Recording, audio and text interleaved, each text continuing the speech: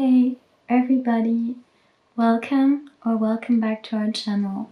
I'm Isa and today's video is another 10 things video, this time about stigma surrounding dissociative identity disorder. All of the things we're gonna list are assumptions or statements that we have personally been confronted with, whether it is over people telling them us face to face, people writing them, people commenting them, or things that we've heard. So we're gonna answer them, or we're gonna talk about them from our point of view, voice our opinion based on our knowledge, our experience, etc. Keep in mind that we only talk from our perspective, from our system perspective. We don't talk for anyone else, and we want you to know that it is more than good to be skeptical or being interested in a topic that you don't know about, but it is not good to base your information and your opinion mainly of stigma. So let's get started.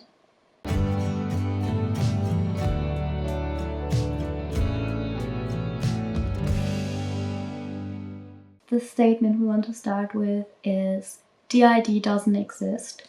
In this statement, you can actually take DID out and insert any other illness that is invisible to the eye. For example, another mental illness or disorder like depression. Depression doesn't exist, depression isn't real, depression is just a made-up thing, which it is not. Just like depression, this also goes for DID. DID is an illness that you cannot see from the outside. It is an illness that sadly lacks a lot of information and education throughout the society, not only because of lack of representation in media, but also through bad representation in media, or in general media that's accessible for most of the people. We do understand that it is hard to grasp the concept of an illness that feels or might be so unrelatable for you, something that you have not felt yourself, something that you have not been in touch with, something that just seems so odd, especially due to the complexity that DID actually goes along with. DID has many facets.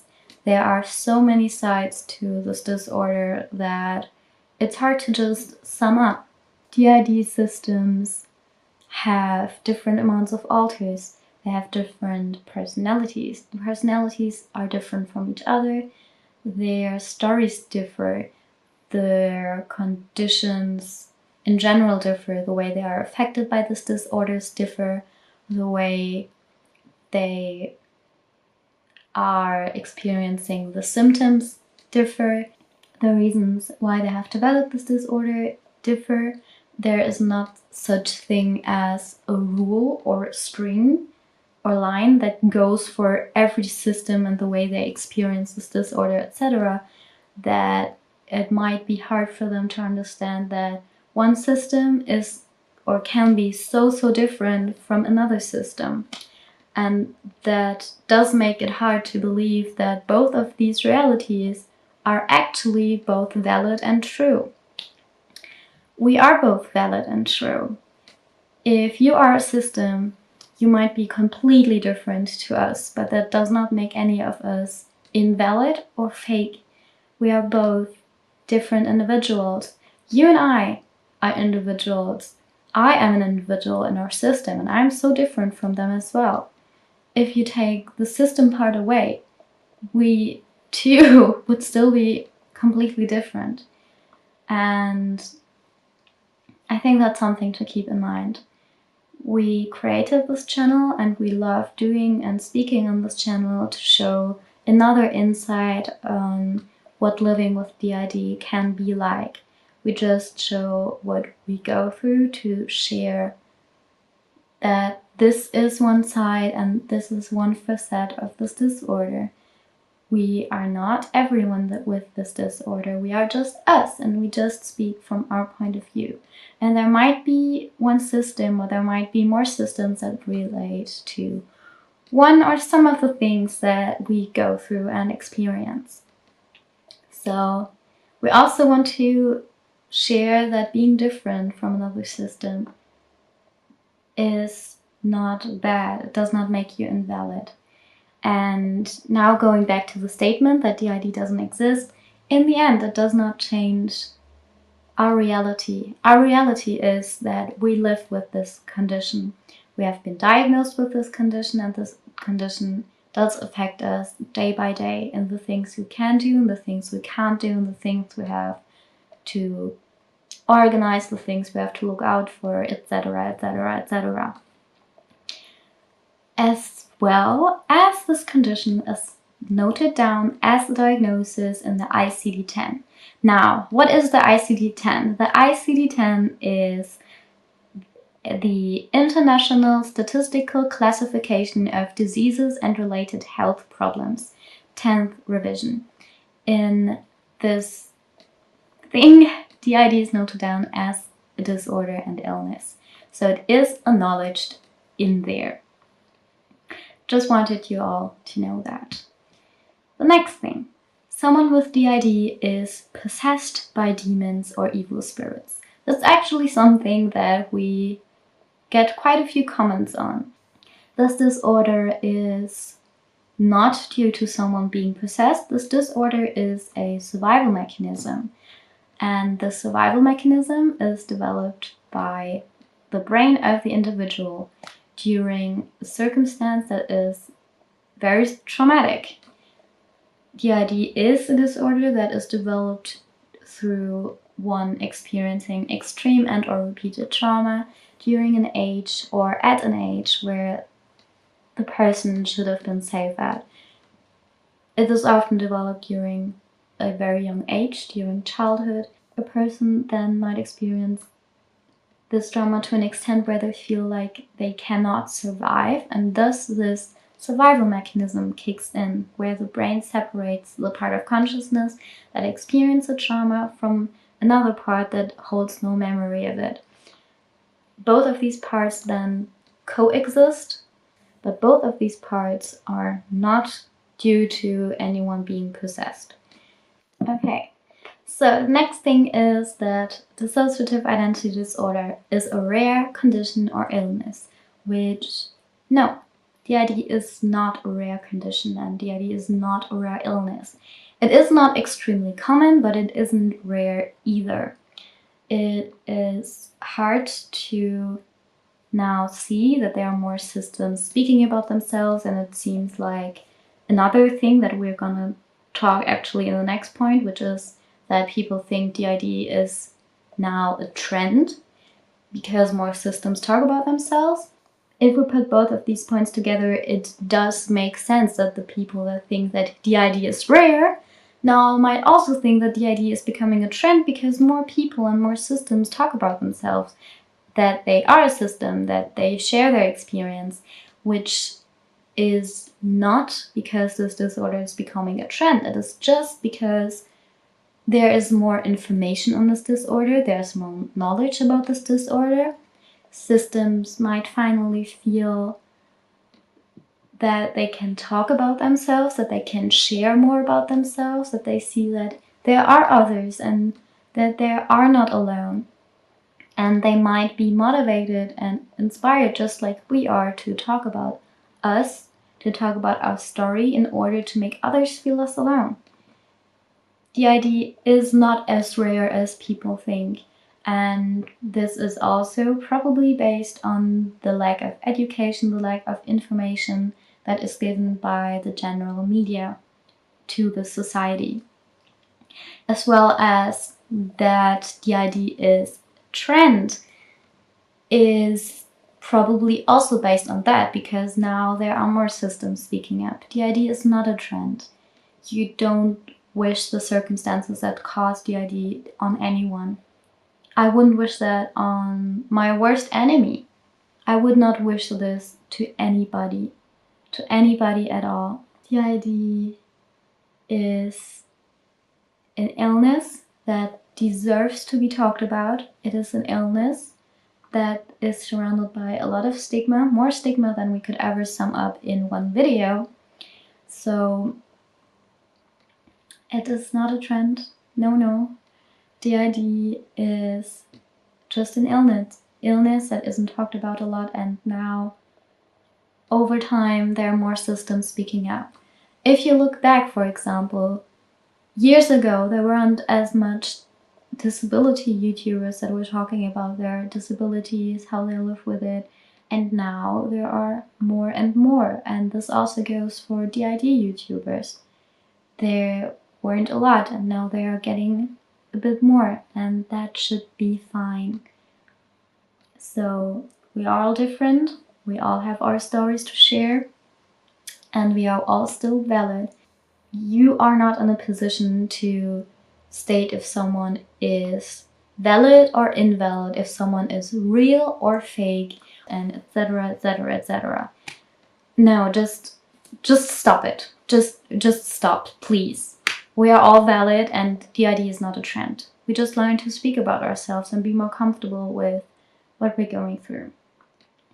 Next thing is bad media representation.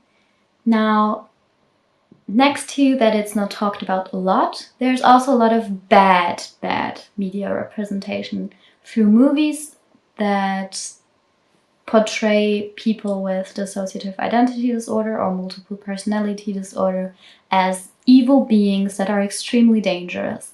For example, through the movie Split. I personally, and we personally, do not like that movie at all. It gives you the impression that not only systems are extremely dangerous, but it also gives you the impression that, for example, persecuted protectors, especially this role within a system, has suffered a lot of bad connotations. Persecuted protectors are often referred to as the evil alter, that they are the bad part of the system, that they are the part that's unwanted or that's extremely dangerous, but that's not the case. Persecuted protectors are often misunderstood and still lovable and very important alters to the system. They hold a lot of trauma, they hold a lot of fear, anger, sadness, and emotions they might not be able to express in a way that you might be understanding of, but they are important and they can learn to live and express their emotions in a good way without harming themselves or their system. Next thing. Every system is the same. No, every system is not the same. And thinking of that every system is the same usually causes people to think, and causing them to be in a mindset to tell this system is fake because they are different than that system. But how do you decide which of these systems is valid to start with? Just because you know them for a longer time, they are then the base of what everyone else is supposed to be? No, that's not how it works. We are all different, and just like I said before, we all have different experiences. DID is a complex disorder, and that makes it hard to set a rule next to what classifies what this disorder needs to be diagnosed with as. I'm not sure if you understand what I mean, but overall, we are different. We yawn when we switch, sometimes we don't yawn when we switch. Like, overall, different things within our system differ every time we experience them. Switching can look different. We usually yawn when we switch. And there are other systems that have commented on our videos that they also yawn when they switch, so we are not alone with that. But not everyone does that. And that's sometimes hard to understand and acknowledge that these things can be different. And if you are a system that watches our videos, you might be thinking that sometimes, I know that we do this sometimes when we watch other systems, that you're like, oh my god, they do this when they switch, or they experience this, and I personally don't, so I must be fake, or I must imagine everything I go through, even though you are diagnosed, etc. It's a valid thing that I guess a lot of systems go through. But no, you can be different, you can experience different things. That's fine. Does not make you fake, does not make you invalid. You're still valid. The idea is different for everyone, and it is a very complex disorder. Okay, our battery died, but I'm back now. So next thing I want to talk about is a statement that we have been told, which made us extremely angry. It was really hurtful to hear that.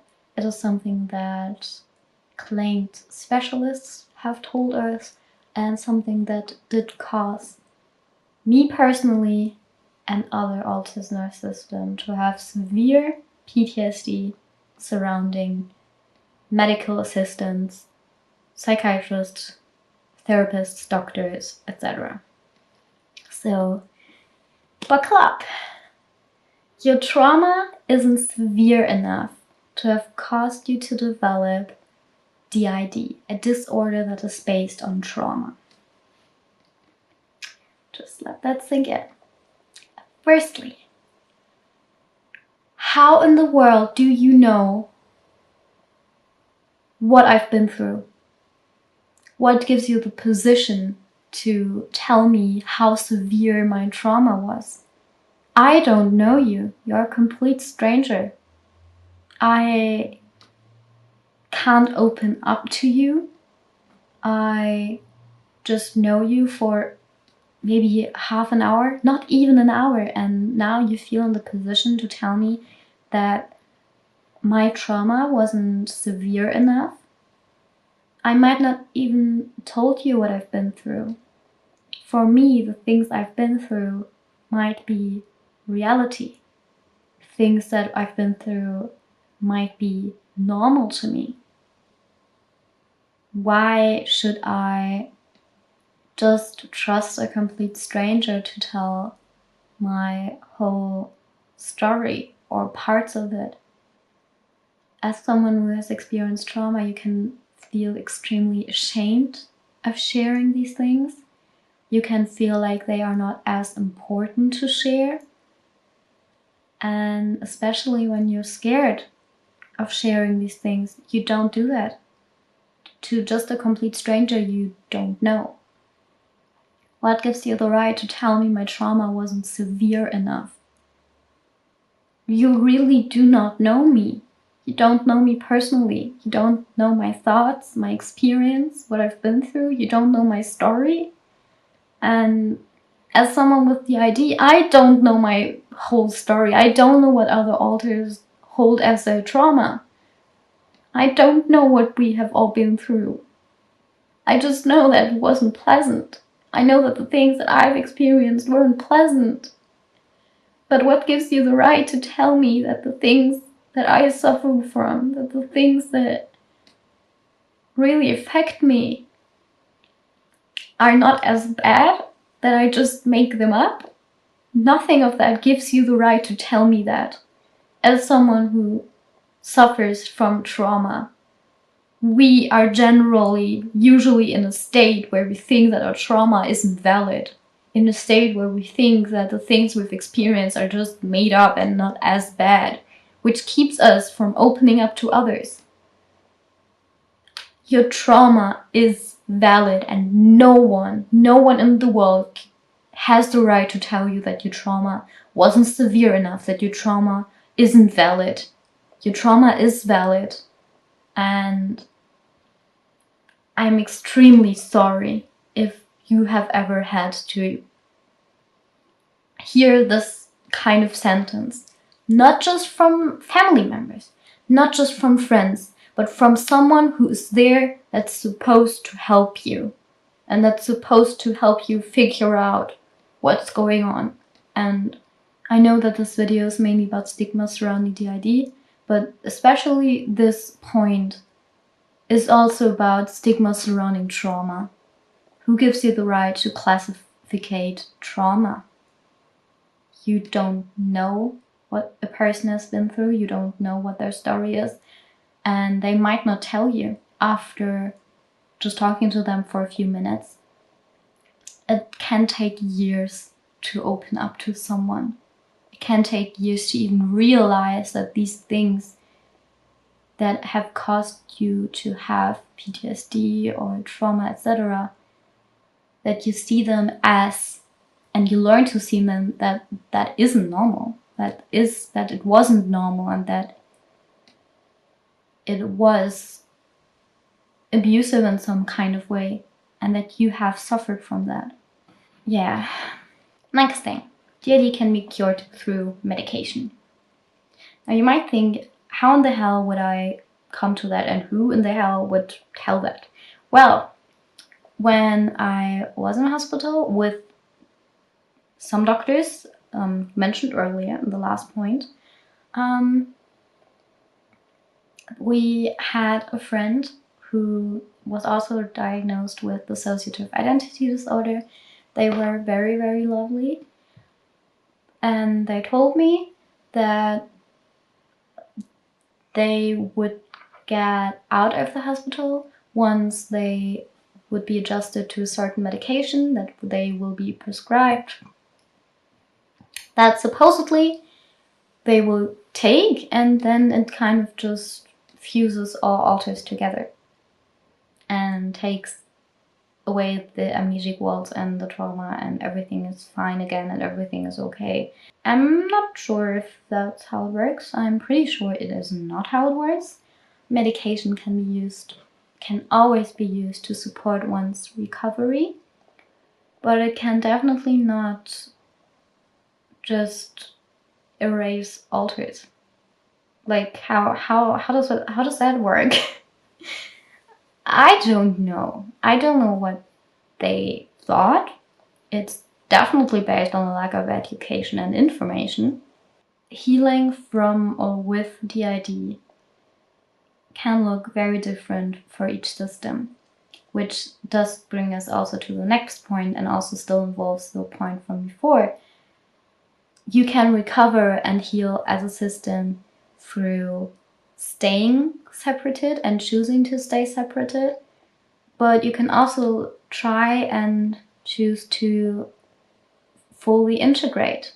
I think it's something that each system has to decide for themselves. It is something that, or an opinion that can change over years, and whatever you choose, you are still valid. Not every system wants or is able to integrate all in one together in the end. That's a path that not every system wants to have or wants to achieve. And it's also something that every part of the system should be okay with. You can't force someone to do these things. It is a very big decision, and it is something that can be achieved through years of therapy, a lot of healing, a lot of communication, a lot of learning things and recovering from things, etc. But you can also heal and recover from and or live with DID as with staying a system. You can still have a wonderful life no matter what you choose in the end, and you can still have a wonderful life no matter what you're going through right now. Now, the 10th thing and the final last thing is there any other stigma or things that you have been confronted with around dissociative identity disorder? Please leave these things in the comments. We're gonna read them, and maybe if you want to, we can make another or second part about these things where we read and talk about more of the stigma that surrounds dissociative identity disorder. We hope that you learned a bit about our system, our story, our opinion, and about dissociative identity disorder. We love you all so, so much. You are valid. Your trauma is valid. Each and every part of you is valid. You are loved. You are cared for. You are an amazing being. You have a wonderful soul. You are loved. We love you. You are never alone. You are not alone. And there will always be someone who's willing to listen what you have to say, who's willing to care for you, and that shows you the love and respect that you deserve. Stay safe, everybody. Goodbye.